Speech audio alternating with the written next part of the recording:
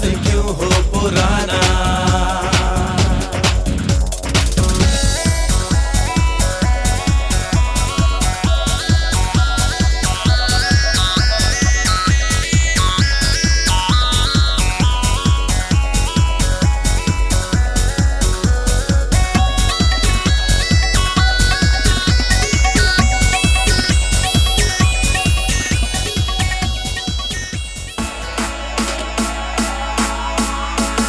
Mr. Ankur Kumar Gupta and Mr. Avinash Kumar Gupta, जोरदार तालियां।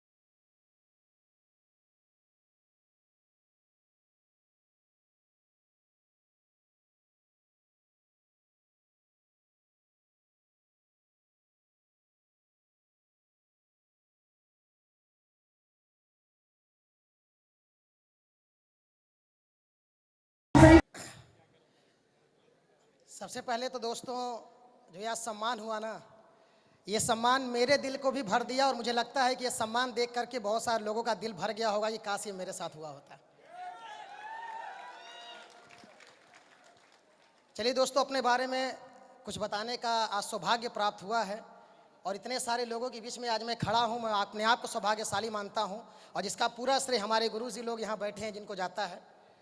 सबसे पहले दोस्तों, मेरा नाम अविनाश कुमार गुप्ता हुआ और इस बिज़नेस में मैं कैसे है मैं ज़रूर आपको बताऊंगा।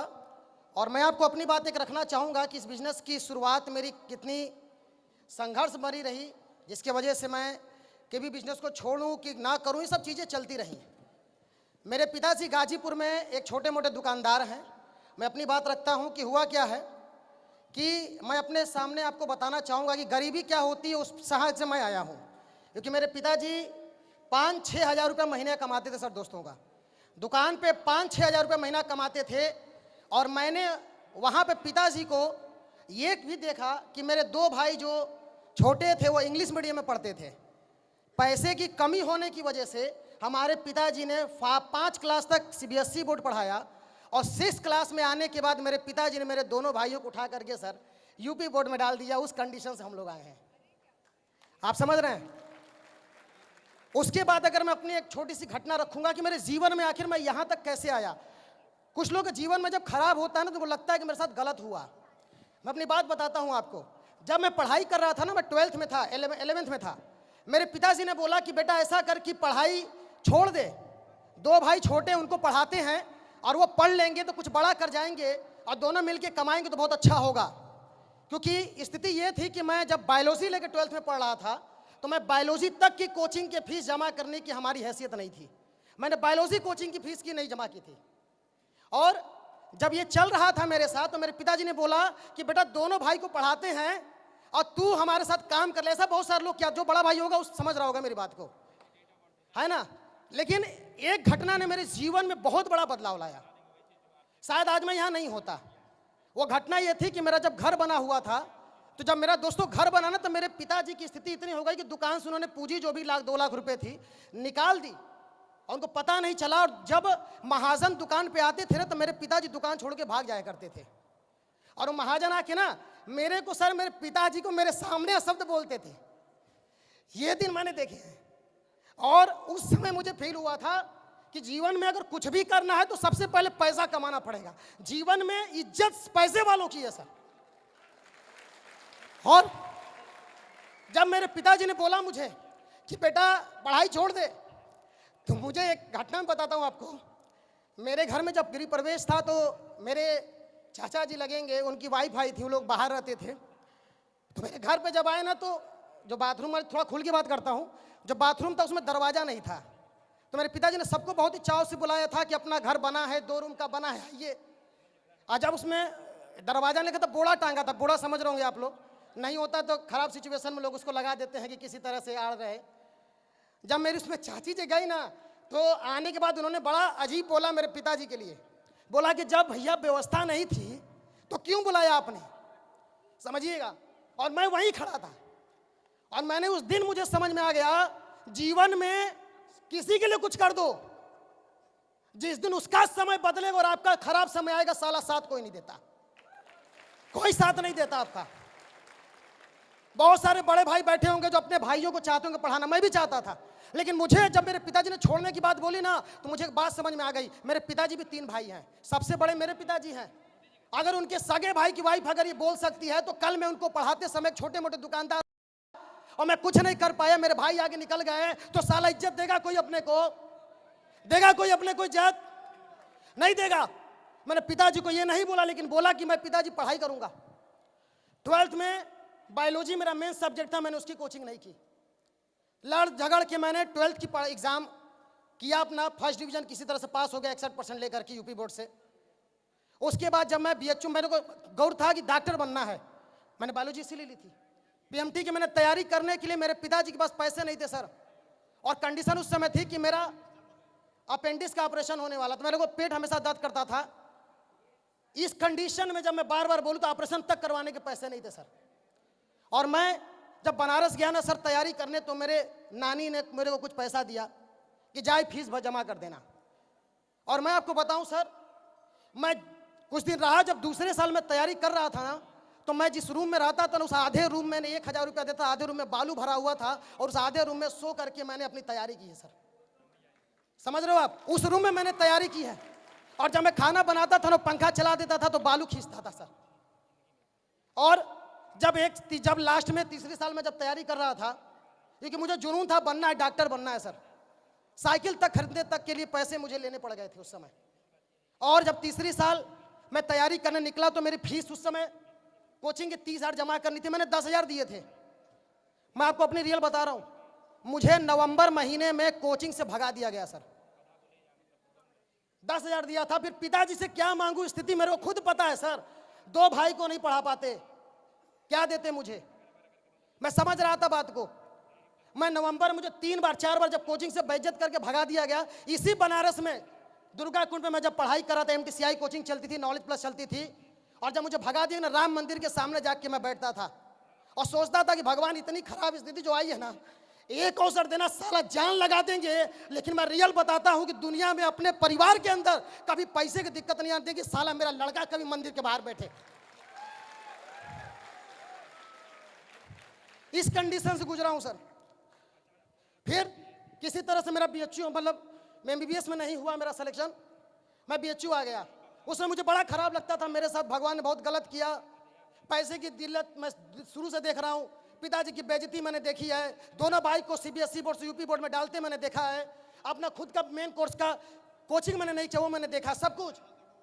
ये कहते हैं सर ना कि जो होता है अच्छे के लिए। मैं BHU आया, और मैं आपको बताऊं सर, जब BHU में मैं आया था ना, मेरे पिताजी मेरे को महीने का 4,000 नहीं दे पाते थे, क्योंकि एक टाइम का खाना 35 रुपए का था सर, 2 टाइम 70, एक दिन का 100 रुपये, 3,000 रुपये मुझे देते, कापी किताब 4,000 तो नहीं चलता। मैं आपको बताऊं सर, मैं BHU के अंदर सर सुंदरलाल हॉस्पिटल के अंदर, जहाँ पे मरीज खाते हैं ना 15 रुपये का खाना, साला 3 महीना में वहाँ खाना खाया हूँ उस जगह पे। क्यों? 15 रुपये का खाना और 1 रुपये की प्लेट मिलती थी सर, 16 रुपये में काम चलता था अपना। और मेरे दोस्त पूछते थे कि अविनाश भाई कहाँ खाने जाओ, तो क्या बोलूँ कि स्थिति इतनी खराब चल रही है। लेकिन एक मेरे दोस्त ने बोला, तेरी बायोलॉजी बहुत अच्छी यार, पढ़ाया कर तू, तो हो सकता है कुछ पैसे कमा ले। मैं उस धन्यवाद देना चाहूँगा अपने दोस्तों का जिन्होंने मुझे इसके अवगत करा, तेरी बायोलॉजी बहुत अच्छी है। मैंने पढ़ाना शुरू किया और पहले होम ट्यूशन पढ़ाया, फिर कोचिंग पढ़ाई, फिर पीएमटी वालों में 11-12 फाउंडेशन पढ़ाया। 3.5 साल मैंने कोचिंग पढ़ाई, तब जाके मेरी स्थिति जो है सर सुधरी। उस समय तब मैं अपने लिए भी कुछ कर पाता था, अपने भाइयों को, परिवार में कुछ दे पाता था। उस समय जब मैं पार्ट टाइम में लगभग 30-35 हज़ार कमा ले रहा था, उस समय 2013-14 की बात है। उसी के दौरान जब मैं कोचिंग से पढ़ा के उतर रहा था तो हमारे ग्रेट गुरु, मैं गुरु जी को नमन करता हूँ, गुरु जी के चरणों में प्रणाम करता हूँ कि दुबे गुरु जी उसी कोचिंग में उस ऑनर को प्लान देने आए थे और उन्होंने मुझे सीढ़ी से उतरते देख लिया और पता चला कि भाई ये तो हमारा क्लासमेट है। और जो मुझे ज्वाइन कराने वाला था वो तो ऑफलाइन भाग गया सर। बहुत सारे लोग का भाग जाता है ना, उसमें परेशान होने का जरूरत नहीं है। उसने दुबे, क्योंकि वो मेरा बड़ा अच्छा मित्र था, दुबे सर उसके अच्छे मित्र थे, तो इसी तरह दुबे सर ने मुझे प्लान के विषय में समझाया, बताया। और मैं आपको बताता हूं, जब प्लान में सुन के आया ना, दुबे सर का बीएचयू के अंदर दहशत था। लोग उनको देख के भाग जाते थे, लोग रास्ता बदल देते थे, सर ये दहशत था दुबे सर का। और जब मैं दुबे सर के रूम से प्लान को समझ करके निकला, उस समय रजिस्ट्रेशन का 350 था, दे करके निकला तो मेरे को लोगों ने रूम में घेर लिया। ऐसा आपके साथ भी होगा? घेर लिया, बोला कहाँ से आ रहा है? मेरे बोला उधर समझ के आ रहा हूँ कुछ। बोला देना नहीं पैसा, फंसना नहीं है। वो फंसाने वाला काम करते से बहुत सारी चीज चली। मेरे को लगा फंस गया लगता। उसने बोला पैसा तो नहीं दे, बोला नहीं दिया, जबकि दे चुका था मैं। हम भी बोलते हैं ऐसा, क्यों? अपनी बेइज्जती सामने हो रही है। मैंने कहा नहीं दिया 350, बोला मत देना, कुछ नहीं होगा, वो तो खुद नहीं पढ़ेगा, एक दिन देखना बर्बाद हो जाएगा। मैं कहता हूं सर कि वो अगर बर्बाद होने, जो दोस्त मेरे कहा करते अगर ये बर्बादी, तो साला सबको बर्बाद होना चाहिए, सबको बर्बाद होना चाहिए सर, अगर बर्बादी इसको कहते हैं तो। उसके बाद दुबे सर का मैं धन्यवाद, बड़ा इन्होंने मुझे दूसरी बार टच किया, तीसरी बार, लेकिन होता फोन ब्लैकलिस्ट में मैंने डाल दिया था, आप लोग भी डालते होंगे। सर ने बहुत मुझे कोशिश की, पकड़ा, एक दिन समझा डाला।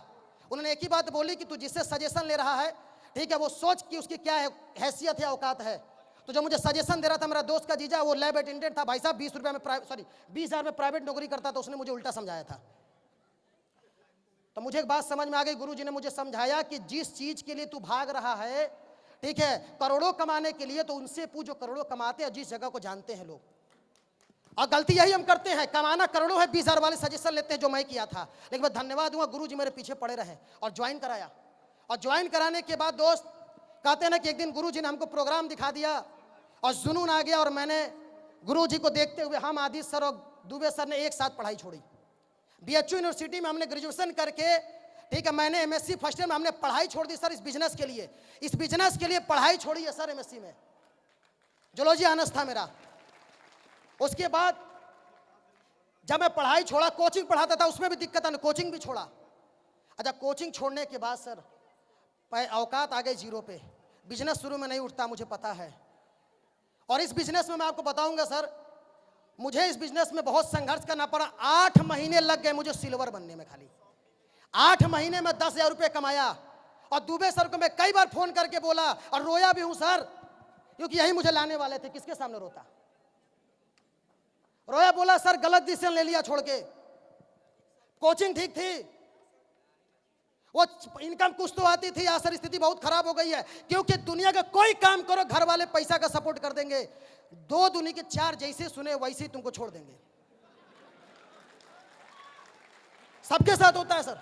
उन माँ बाप को मैं कहूंगा सर सपोर्ट करो बेटे का, मेरे को नहीं मिला सपोर्ट, लेकिन बहुत कष्ट हुआ, कैसे कैसे कर करके मैंने कंप्लीट किया सर। और बिजनेस के दौरान मैं बोलूं बहुत समस्याएं सबके साथ होती है, हमारे साथ भी आई। 1.5 साल लग गए मुझे टोपाज बनने में। 1.5 साल में मैं टोपाज बना हूं सर। 8 महीने में 10,000 रुपये कमाया था, 1.5 साल में टोपाज बना। बहुत सारे लोग इस जगह पे छोड़ देते हैं, अगर मैं छोड़ दिया होता तो शायद यहां नहीं खड़ा होता। 1.5 साल में मैं टोपाज बना, लेकिन उसके 2.5 साल के अंदर आपके ब्लू डायमंड, अगले महीने ब्लैक डायमंड बन के आ रहा हूं। नेक्स्ट मंथ मेरा ब्लैक डायमंड कंप्लीट हो रहा है। 8 महीने में कमाया था 10,000, 1.5 साल में कमाया था 4 लाख, और उसके अगले 2.5 साल में कमाया हूं 2.5 करोड़ रुपए। 2.5 करोड़ की इनकम है सर, 2.5 करोड़। और जो मेरे दोस्त बोला करते थे ना कि कुछ नहीं होता, सर उनको बताना, मेरा पूरे क्लास में 180 का बैच था। कोई 30,000, कोई 35,000, कोई बहुत काबिल रहा 70-80 हज़ार पे नौकरी कर रहा है। सर उससे ज्यादा तो मेरे BMW का EMI जाता है भाई साहब, जितना वो कमाते हैं। और गुरुजी बोला करते थे कि सर एक दिन गाड़ी आएगी, विदेश घूमेंगे। आपको भी मजाक लगता होगा बहुत सारे लोगों को, ये क्या बोल रहा है, दुबई, थाईलैंड, मलेशिया, मालदीव, ये क्या BMW जगुआर चल रही। तो सब एक ही कहानी बताते, BMW जगुआर। सही है, सब वही कहानी बताते हैं। और जो विश्वास किया है उसके पास है भाई साहब 85 लाख रुपए की BMW 5 सीरीज बाहर ब्लैक कलर की खड़ी है। मेरी 85 लाख रुपए की BMW 5 सीरीज आई, मेरी आई, आपकी भी आएगी। मेरी आई तो आपकी भी आएगी, घबराना नहीं है। भगवान सर में एक बात समझ में आ गया, अगर भगवान आपके पाप का फल आपको देता होगा तो साला मेहनत का भी देगा। इतना मेहनत करो, इतना मेहनत करो कि ऊपर वाला मजबूर हो जाए देने के लिए। क्योंकि मैंने एक चीज देखी है सर, मैंने श्री कृष्णा देखा, रामायण देखा, बहुत साले वहां पे दानव राक्षस आपने देखे, उनको ताकतवर किसने बनाया? भगवान ने। किस लिए? शिद्दत से पूजा की, जबकि पता था कि ये साला डंडा हमारे में करेगा, फिर भी ताकतवर बनाया। क्यों? शिद्दत थी उस चीज के प्रति। तो मुझे एक बात समझ में आ गई, अगर भगवान गलत लोगों को ताकतवर बना सकता है तो साला हम तो अच्छा काम कर रहे हैं। और एक दिन जरूर उसको मुझ पे दया आएगी और वह मुझे करोड़पति बनाएगा। और आज इस बिजनेस में 2.5 करोड़ रुपए कमाया हूं सर। तो सर मेहनत से नहीं घबराना है। हर इंसान का एक कोटा होता है, कोटा जिस दिन भरेगा, कहते हैं ना पाप का घड़ा भरता है तो हिसाब होता है। तो भाई साहब मेहनत का घड़ा भी भरेंगे हम, संघर्ष का भी घड़ा भरेंगे। और जब हिसाब होगा ना, इस तरह पूरी दुनिया देखेगी कि साला किसी ने कुछ किया है। हिसाब होगा। और संघर्ष की बात करूं सर ना, सबके जीवन में है, कोई यहां ऐसे आगे नहीं आया है। हमें लगता है कि सबसे ज्यादा मेरे साथ गलत हो रहा है, तो गलत तेरे साथ ज्यादा हो रहा है तो मिलेगा भी तुझे ही ज्यादा। जिसके साथ गलत ज्यादा मिलेगा उसको ज्यादा, है ना। और उसी BHU में मैं बताया सर, जो चीजें रही, इन सब चीजों को झेल करके मुझे एक बात आज समझ में आई थी जब मैं एंट्री कर रहा था, कि भगवान ने जो संरचना रची थी ना सर, कि यार 1 लाख 2 लाख कमाने के लिए तुझे नहीं बनाया है, तुझे महीने का 10 लाख 20 लाख 50 लाख कमाने के लिए बनाया है। इसलिए मुझे BHU भेजा गया और मेरे साथ इतना गलत हुआ। गलत उस समय लगता था, लेकिन आज लगता है कि जो हुआ सही हुआ। अगर वो नहीं होता, अगर वो नहीं होता तो मैं यहां नहीं होता। और आज कहते हैं सर कि मैं कुछ भी करता अपना जीवन बदलता। आज हमारे टीम में ब्लू डायमंड है भाई साहब, और अभी आज अब 2 डायमंड मेरे टीम में बने हैं जो आपके सामने प्रमोशन लेंगे। मैं करोड़पति बना, फर्क नहीं पड़ता। टीम में करोड़पति है, टीम में डायमंड है, इससे फर्क पड़ा। और आज बहुत सारे लोग का जब जीवन बदला, लोग जब इज्जत देते हैं सर ना, तो दिल गदगद हो जाता है। जीवन में इससे बेहतर काम मैंने आज तक किसी का नहीं देखा। इससे बेहतर काम जीवन में कोई नहीं देखा सर, जहां तो दिल से इज्जत करते हैं, दिल से। और मैं अपने सभी साथियों का धन्यवाद देना चाहूंगा जिन्होंने मेरा साथ दिया, चाहे वो संजय कुशवाहा हो, चाहे वो अंकुर कुमार गुप्ता, ये 2 लोगों ने मेरा बहुत साथ दिया सर। बहुत बहुत धन्यवाद आपका। और मैं इस बिजनेस में अगर खड़ा हूं तो मेरे upline mister Aditya Singh sir, जो कि मेरे पढ़ाई करते समय गाजीपुर में जा करके सर इन्होंने समय दिया, मुझे स्टेबल किया। मैं अपने आदित्य दुबे सर का तो मैं, मेरे आइडियल हैं, मेरे भगवान है दुबे सर। क्योंकि अगर वो ना होते और वो पीछे नहीं पड़े होते और वो ना मुझे सपोर्ट किए होते तो मैं यहाँ नहीं खड़ा होता। और गुरुजी लोग का सपोर्ट रहा तो यहाँ भी खड़ा, एक दिन बनाम रेस्टे भी बनूंगा सर। सबसे ज्यादा एक और मेरे जीवन महत्वपूर्ण रखे मिस्टर शिव कुमार गुरुजी। गुरुजी को मैं नमन करता हूँ, गुरुजी का आशीर्वाद बना रहे। क्योंकि मेरे पिताजी भी बड़ा निगेटिव हुए थे जिस दिन मैं छोड़ दिया था BHU। मेरे पिताजी बोले, मेरे पिताजी को जब समझा, बोला को यही करना था तो दुकान कर, ये क्या कर रहा है फिर। गुरुजी जा जाके मेरे मम्मी पापा का फॉलोअप करते थे सर। हम दूसरे का फॉलोअप नहीं कराएं गुरुजी लोगों से, अपने माता पिता का फॉलोअप करवाते कि बाकी का तो हम खुद कर लेते थे। समझ रहे हो। तो सर आपके मम्मी पापा मना करें तो अपलाइन से उनका भी फॉलोअप करवाओ, सही है। और मम्मी पापा का फॉलोअप हुआ सर, और गुरुजी का आशीर्वाद मिला, और जिसके वजह से आज मैं आपके सामने खड़ा हूं। और हमारे ज्ञानेंद्र शर्मा गुरुजी यहाँ बैठे हुए हैं, पिता की तरह इन्होंने भी पूरा अमृता सपोर्ट किया। विकास गुरुजी का हमेशा गाइडलाइन में ना पूरा सपोर्ट रहा। तो हमारे सभी गुरु, चाहे आदित्य सर हो, ज्ञानेंद्र सर हो, विकास सर हो, दुबे सर हो, शिव कुमार सर हो, महिपाल गुरुजी, अब उनको तो भाई वो तो ब्रह्मा विष्णु महेश है ना। और कुरी साहब सभी लोग का मैं तहे से दिल से धन्यवाद देता हूं, क्योंकि ये लोग ना होते तो शायद मेरा जीवन नहीं बदला होता। और आपको एक लास्ट और बात बोल के जाता हूं सर, मात्र अगले 3 हफ्ते के बाद चौथे हफ्ते में मेरा ब्लैक डायमंड का 35 लाख रुपए आ रहा है, और उस समय मेरी इनकम 2021 जनवरी में 3 करोड़ को क्रॉस कर जाएगी। 3 करोड़, ये सब आपके साथ होगा। क्या करना है? टिकना पड़ेगा। क्या करना है? और 2 लास्ट में बात बोलूंगा जो मैंने जीवन में उतारा। पहला, अपने जो अपलाइन है ना सर, उसकी इज्जत जरूर करना, क्योंकि अपलाइन हमेशा हमारे साथ सही करता है। कभी कभी लगता है कि वो गलत कर रहा है, लेकिन नहीं, वो जहां तक देख रहा है वहां तक हम नहीं देख पाते। समझ रहे हो? तो जो तुमको लेके आया है, जो तुम्हारा सपोर्ट कर रहा है सर, उसको दिल से इज्जत करना, क्योंकि वो तुम्हारे जीवन का एक बहुत ही महत्वपूर्ण व्यक्ति, जिसने तुम्हारे जीवन में बदलाव किया। सर, यहाँ अपना भाई तुमको सपोर्ट नहीं करता, भाई साहब, रिश्तेदार नहीं करते, आपका कोई पड़ोसी नहीं करता, एक अननोन अपलाइन तुमको करोड़पति बनाने के लिए जान लगा देता है। सर, सिर्फ इस बिजनेस के अंदर ऐसा है।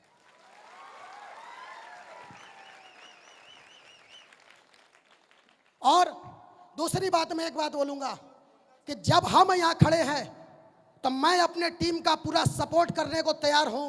और मैं सभी लीडरों से यही कहूंगा, जो आपके साथ आता है सर, उसका पूरा सपोर्ट करो। बंदा पैसा नहीं, अपना बोलते सर कैरियर आपके हाथ में देता है, किसी के कैरियर के साथ खिलवाड़ नहीं होना चाहिए। और मैंने खुद कसम खाई है सर, अपने टीम के अंदर एक भी बंदे को फेल नहीं होने दूंगा। साला वो भाग जाए अलग बात है, मैं उसको नहीं छोड़ूंगा। सफल करके मानेंगे, सफल करके मानेंगे सर, वो भाग जाए हम नहीं छोड़ेंगे। और आज मैं उसी मकसद के लिए काम कर रहा हूं। और मैं सभी गुरुजी लोगों का फिर से धन्यवाद देता हूं, आप सभी का धन्यवाद देता हूं। और फिर आप लोगों का इसी तरह साथ बना रहे। इस बिजनेस में डायमंड भी बनाएंगे और ब्रांड एम्बेसडर भी बनाएंगे और खुद बन के भी दिखाएंगे। Wish you all the best. Thank you दोस्तों, थैंक यू।